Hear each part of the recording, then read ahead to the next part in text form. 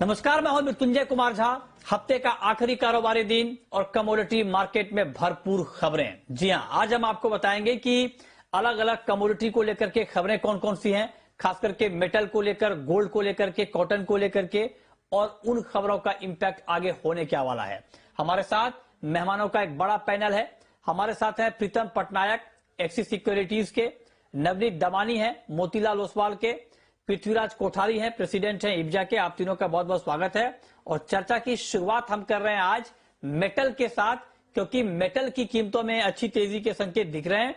चीन के आंकड़ों के बाद कॉपर में एक तेजी के संकेत दिख रहे हैं और इस हफ्ते करीब करीब 2.5% की तेजी कॉपर में दिखी है। अक्टूबर के बाद कॉपर में सबसे बड़ी वीकली तेजी आई है। कमजोर डॉलर और सप्लाई की किल्लत से कीमतों को सपोर्ट मिला है। निकल ने भी जबरदस्त तेजी दिखाई है। एलएमई पर 10 साल का ऊपरी स्तर है निकल का। चीन में निकल के दाम रिकॉर्ड स्तर पर पहुंच गए हैं। तो तमाम डेवलपमेंट हैं। एल्युमिनियम में सप्लाई की दिक्कत है, एक साल में इस वजह से 42% तक एल्युमिनियम के दाम बढ़ गए हैं। तो सब मेटल की अपनी अलग अलग कहानी है, जिसके दम पर मेटल में एक रैली बनी है।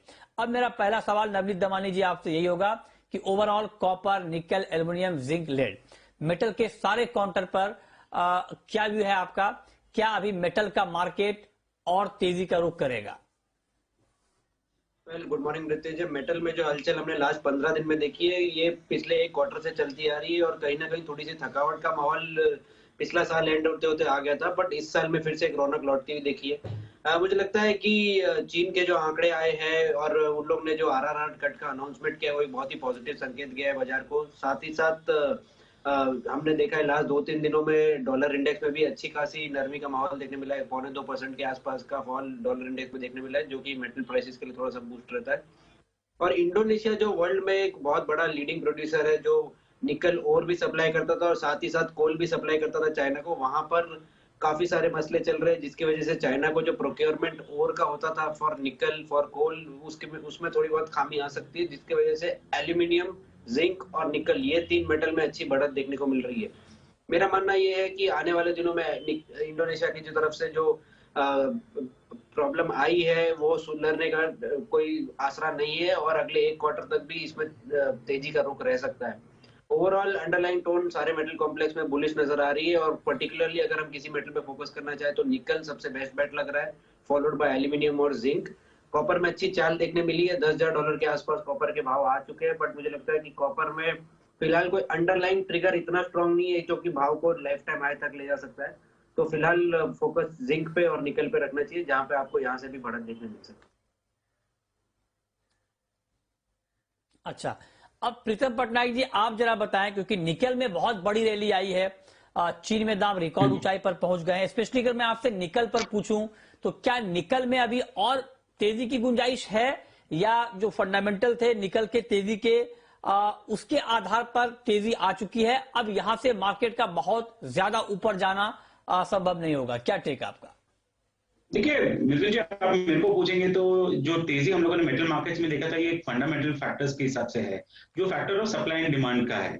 सप्लाई हम लोगों ने जैसे ही मेंशन किया था कि जो रॉ मटेरियल हो या फिनिश गुड्स हो, दोनों का सप्लाई में किल्लत है। आप इन्वेंट्री डेटा देख लीजिए उठा के, बोथ चाइना में या यूरोप में या यूएस में, हर जगह इन्वेंट्री में टाइटनेस है। करेक्ट। उसके ऊपर एक पॉजिटिव ये है कि पावर प्रॉब्लम अक्रॉस ग्लोबली है, इंपैक्टेड है। उस चक्कर में आपका प्रोडक्शन कैपेसिटी भी बहुत ही नीचे की तरफ है। साथ ही साथ में आप देखिए कि डिमांड उसका बरकरार है। कार्बन न्यूट्रल मेटल्स के ऊपर फोकस रहेगा पूरे साल भर में। तो ये सब फैक्टर्स कोई शॉर्ट टर्म फैक्टर्स नहीं है। मैं मानता हूं कि डॉलर इंडेक्स के चलते थोड़ा बहुत सपोर्ट मिला है मेटल्स को, बट लॉन्ग टर्म के हिसाब से भी यदि डॉलर इंडेक्स का प्ले नहीं रहे तो बिकॉज सप्लाई डिमांड में इम्बैलेंस है, उसके हिसाब से मेटल्स के प्राइसेस में तेजी बनी रहेगी मेरे हिसाब से मृत्युंजय। सो निकल तो I don't think so, although rally हम लोग ने देखा है, छोटा मोटा करेक्शन आएगा, बट वो बाय ऑन डिप्स के स्ट्रेटेजी के हिसाब से चलना ही चाहिए। बट आप ट्रेडिंग कॉल के हिसाब से पूछोगे तो हमारा आज का कॉल एल्यूमिनियम है, जिसमें हम बोलते हैं कि सॉरी बोलिए। ठीक है, तो आप कह रहे हैं कि तेजी अभी कंटिन्यू रहेगी। नवनीत जी, अब मैं आपसे एल्युमिनियम पर पूछना चाहता हूं सर। एक साल में 42% की तेजी एल्युमिनियम में आई है। ग्लोबल मार्केट में सप्लाई की दिक्कत है। यूरोप की क्षमता में 6.5 लाख टन की कटौती हुई है। बैंक ऑफ अमेरिका को यूरोप में और 9 लाख टन क्षमता कटौती की आशंका दिख रही है। एलएमई के गोदामों में रिकॉर्ड निचले स्तर के पास भंडार है, मतलब स्टॉक बहुत कम हो गया है। क्या ये तमाम फंडामेंटल को देखते हुए निकल में, एल्युमिनियम में और तेजी आपको दिख रही है नवनीत जी? वेल, एल्यूमिनियम में तेजी क्यों शुरू हुई ये पहले जानना जरूरी है। करीब करीब 2 साल पहले चाइना जो जो कोल ऑस्ट्रेलिया से प्रोक्योर करता था, वहां पर उन्होंने एक सैंक्शन लगाया जहां से एल्यूमिनियम में कोल वहां पे लेना बंद कर दिया चाइनीज प्रोडक्शन के लिए। चाइना करीब करीब 56-57% ऑफ द वर्ल्ड प्रोडक्शन करता है, और जहां पर कोल की अवेलेबिलिटी खत्म हो गई है और इंडोनेशिया से भी कोल आना बंद हो गया, तो उसके चलते प्रोडक्शन कहीं ना कहीं हैम्पर होता हुआ नजर आ रहा है। लास्ट एक क्वार्टर में प्रोडक्शन हर महीने डिक्रीज होता हुआ नजर आया है, और इस अगले मार्च तक भी मुझे लग रहा है कि आंकड़े ऐसे ही थोड़े से नरमी वाले रहेंगे, जिसकी वजह से आपको थोड़ा सा इंक्रीमेंटल गेन एल्यूमिनियम में देखने मिलेगा। साथ ही साथ अगर हम देखें तो फ्रेट कॉस्ट जो है वो फ्रेट कॉस्ट बहुत एक्सपोनेंशियली इंक्रीज हो गया है। कहीं भी कोई भी देश से आपको अगर कोल मंगाना है या आपको ओर मंगाना है, तो उसका फ्रेट कॉस्ट इतना हैवी हो गया, जिसकी वजह से अंडरलाइंग एसेट का जो कॉस्ट है वो पूरी तरह से एक्सप्लोड हो गया। तो मेरे हिसाब से एल्यूमिनियम में अच्छी तेजी देखने मिल चुकी है। छोटा मोटा करेक्शन फिर से एक अपॉर्चुनिटी रहेगा तेजी करने के लिए। इस बार लाइफ टाइम हाई की तरफ एल्यूमिनियम जाता हुआ नजर आ रहा है। 3400 $3450 तक के भी स्तर, यानी यहाँ से 12% के आसपास के गेन्स भी देखने मिल सकते हैं। तो बाय ऑन डिप की रणनीति रखनी चाहिए। ठीक है, तो एल्यूमिनियम में भी आपको लगता है कि बाय ऑन डिप्स कमोबेश सारे मेटल में आप लोग कह रहे हैं कि तेजी की गुंजाइश बनी हुई है, आप हर गिरावट पर बाइंग की स्ट्रेटेजी बेस मेटल में बना सकते हैं। ये तो बात हो गई बेस मेटल की। अब हम बात करते हैं प्रीशियस मेटल की, गोल्ड की, क्योंकि गोल्ड में आप देखिए कि खास करके अंतर्राष्ट्रीय बाजार में गोल्ड में ठीक ठाक तेजी आई है, और गोल्ड में ये हुआ है कि 2 महीने में पहली बार इतनी वीकली बढ़त, मतलब साप्ताहिक तेजी अंतर्राष्ट्रीय बाजार में गोल्ड में आई है, और कॉमेक्स पर गोल्ड का भाव $1825 के करीब पहुंच चुका है। एमसीएक्स पर 48,000 के करीब ट्रेड कर रहा है। हालांकि ग्लोबल मार्केट के मुकाबले डोमेस्टिक मार्केट में कम तेजी आई है। रुपए की मजबूती इसकी एक बड़ी वजह रही है। हमारे साथ पृथ्वीराज कोठारी भी हैं, प्रेसिडेंट हैं इब्जा के। कोठारी जी, बहुत स्वागत है सर आपका। आपसे जानना चाह रहा हूं सर कि जो तेजी हमने अंतर्राष्ट्रीय बाजार में गोल्ड में देखी है, हालांकि उसका इंडियन मार्केट पर उतना इंपैक्ट नहीं पड़ा है जितना पड़ना चाहिए था, तो क्या भारतीय बाजार में अभी तेजी की गुंजाइश अंतर्राष्ट्रीय बाजार की तर्ज पे बनी हुई है सर, और अपसाइड आप देख रहे हैं इंडियन मार्केट में गोल्ड प्राइस में? देखिए, यहाँ पे इंडियन मार्केट में नई प्राइस बढ़ने की वजह थी कि अपना रुपी जो अप्रिशिएट हो गया था, रुपी 74 के नीचे आ गया था। अब धीरे धीरे रुपी अपना फिर से 74.20 के आसपास आ रहा है। मुझे लगता है कि ये 74.60 की तरफ जाएगा, क्योंकि इंडियन इन्फ्लेशन फिगर भी बढ़ के आए थे। तो मुझे लगता है कि रुपी टर्म्स में आप धीरे धीरे रुपी टर्म्स में बढ़ेगा। इंटरनेशनल प्राइस अगर एक 1833 अगर ब्रेक करता है तो 1860 $1870 की एक तेजी बनेगी।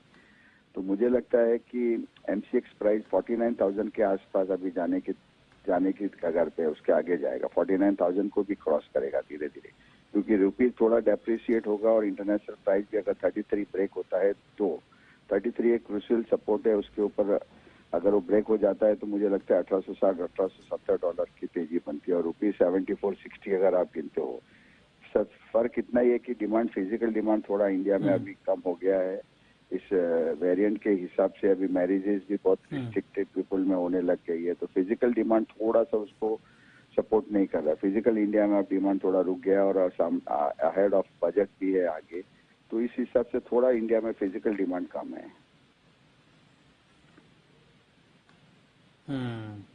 ओके, तो आप कह रहे हैं कि उस हिसाब से इंडिया में थोड़ा फिजिकल डिमांड कम है। लेकिन एक बात कोठारी जी मैं आपसे जानना चाहता हूं कि जो वजह अभी गोल्ड में तेजी के लिए है वो ये है कि अमेरिका के महंगाई के आंकड़े 42 साल में सबसे ज्यादा हैं, और मार्केट को ये लगता है कि ये आंकड़े बहुत जल्द काबू में आने वाले नहीं हैं, और उसी को देखते हुए गोल्ड में एक हेजिंग के तौर पे जो गोल्ड की डिमांड होती है महंगाई के खिलाफ, वो डिमांड अभी बढ़ रही है। क्या इसमें अभी रुकावट की कोई संभावना नहीं दिख रही है आपको हाल फिलहाल? और अब जो ये गोल्ड का एक अपट्रेंड शुरू हुआ है, इसको क्या लॉन्ग लास्टिंग माना जाए? क्या मतलब लंबे समय तक टिकाऊ है क्या तेजी का ये ट्रेंड? देखिए, अगर इन्फ्लेशन फेयर के अगर आप सामने उनको अगर आप गोल्ड को हेज के इंस्ट्रूमेंट के हिसाब से देखते हो, तो गोल्ड अभी आज की डेट में $2500 होना चाहिए। तो इन्फ्लेशन फेयर नो डाउट काफी है, उनका 42 ईयर्स हाई पे है। तब देखिए, आपने यूएस में बहुत से लोगों ने जॉब छोड़ दी है, जॉब तो ये फिगर धीरे धीरे बढ़ते जा रहा है उनका। जॉबलेस की उनका फिगर भी अगर हाई होता है, इन्फ्लेशन फियर हाई है, तो मुझे लगता है जो टेपरिंग और इंटरेस्ट रेट इंक्रीज करने की बात कर रहे थे, वो मुझे लगता है वो और आगे चला जाएगा। तो इस हिसाब से गोल्ड थोड़ा और ऊपर जाने की संभावना है। मुझे लगता है धीरे धीरे गोल्ड $1900 $2000 को भी पार कर लेगा, बट इससे टाइम बिंग। अगर टेपरिंग करता है तो उसमें गोल्ड पे इतना इफेक्ट नहीं करेगा। अगर इंटरेस्ट रेट इंक्रीज करता है, जैसे उन्होंने कहा कि ये 2022 में 3 टाइम्स इंक्रीज करेंगे, तो थोड़ा बहुत टेम्पररी गोल्ड पे प्रेशर आ सकता है। बट आपने देखा होगा कि इस साल दिसंबर मंथ में इंडिया का 100+ इंपोर्ट हुआ है। चाइना ने 193 टन गोल्ड इंपोर्ट किया है। तो फिजिकल डिमांड उसको काफी सपोर्ट कर रही है गोल्ड प्राइस को। और इंडिया और China is a one way street. वो वन साइड बाइंग होती है, उनके एक्सपोर्ट उतने सामने नहीं होते जितना फिगर वो इंपोर्ट करते हैं। तो फिजिकल डिमांड भी ठीक काफी बात हद तक ज्यादा है, उसको काफी जी। प्राइस को सपोर्ट कर रहे हैं।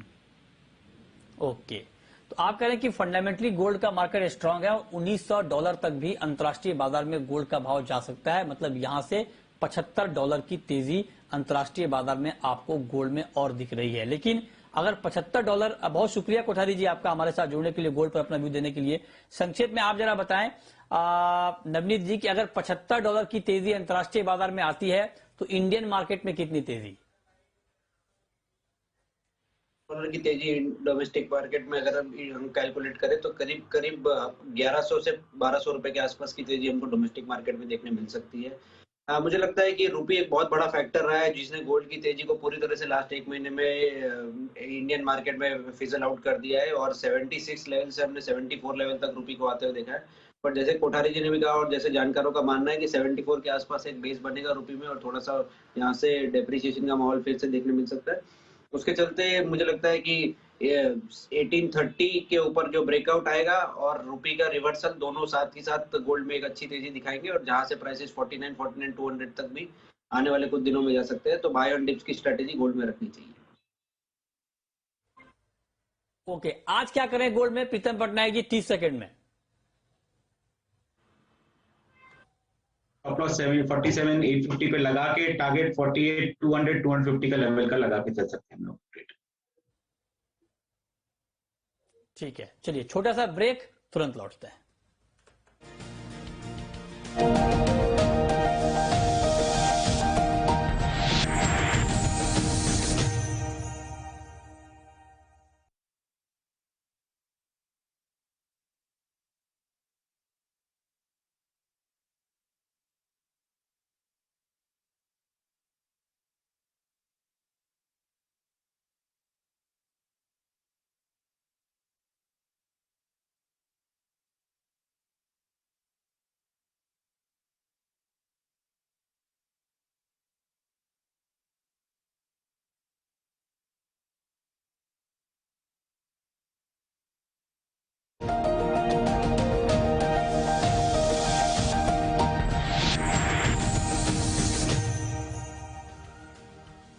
ब्रेक के बाद भी आपका स्वागत है। अब हम बात करते हैं क्रूड की। क्रूड का मार्केट बहुत ही रेंज में है, 6080 के आसपास ट्रेड कर रहा है। बताएं नवनीत जी संक्षेप में क्रूड में क्या किया जाए अभी? नितिन जी, लास्ट 3-4 दिनों में क्रूड में अच्छी रैली देखने मिली और करीब करीब $82 के आसपास WTI का जो प्राइस है वो ट्रेड कर रहा है। मेरे हिसाब से बाय ऑन डिप्स की स्ट्रेटेजी यहाँ पर भी रखनी चाहिए। यहाँ पर रिस्क रिवॉर्ड नहीं फेवरेबल है। मैं तो 6020 6030 के आसपास बाय करना चाहूंगा। आप 5980 का स्टॉप लगाइए एंड 6150 तक ठीक है, के टारगेट देखने मिल सकते हैं। फिलहाल डिप का वेट करना चाहिए। ठीक है। नेचुरल गैस का मार्केट बहुत ज्यादा उठापटक के दौर से गुजर रहा है प्रीतम पटनायक जी। आज मार्केट करीब करीब 0.25% नीचे है, क्या किया जाए? नहीं, हमारा तो बाय ऑन डिप का स्ट्रेटेजी है। गैस का हमारा कॉल है कि करीबन 320 खुदाता है प्राइस, तो हमें बाय करके चलना चाहिए। एक स्टॉप लॉस लगाना चाहिए 317। हमारा टारगेट है 325-26 का। कारण भी बहुत सिंपल है, 14% की रैली हुई थी on high drawdowns and cold weather के चक्कर में। थोड़ा सा टेम्परेचर आपको न्यूज के हिसाब से 11% की करेक्शन आ गई, जो बहुत ज्यादा वोलेटिलिटी है। तो इस हिसाब से हमको लगता है ये थोड़ा टेक्निकल करेक्शन था, तो कहीं ना कहीं इसमें थोड़ी बाउंस बाकी है। ओके, तो ये राय आपकी हो गई नेचुरल गैस के ऊपर। आपकी कोई कॉल नवनीत जी नेचुरल गैस पर? मेरे हिसाब से नेचुरल गैस की प्राइसेस में बहुत ज्यादा उठापटक दिख रही है और रिटेल निवेशक थोड़ा सा दूर रहे इससे तो ज्यादा बेहतर रहेगा। कल हमने करीब करीब 440 340 345 तक के नंबर देखे थे और आज 314 का भाव देख रहे हैं। आज के सेशन में अगर वापस ये 310 के आसपास मिलता है तो अब 302 के स्टॉप लॉस से बाय किया जाए। 325 320 तक के लेवल देखने मिल सकते हैं। फिलहाल थोड़ा सा वोलेटिलिटी ज्यादा है तो स्टॉप लॉस जरूर लगाएं। ओके जी, ठीक है, बहुत शुक्रिया नवनीत जी आपका, प्रीतम पटनायक जी आपका जुड़ने के लिए, बताने के लिए आज कमोडिटी में क्या करना चाहिए। छोटा सा ब्रेक के बाद देखिए कॉर्पोरेट रडार। नमस्कार।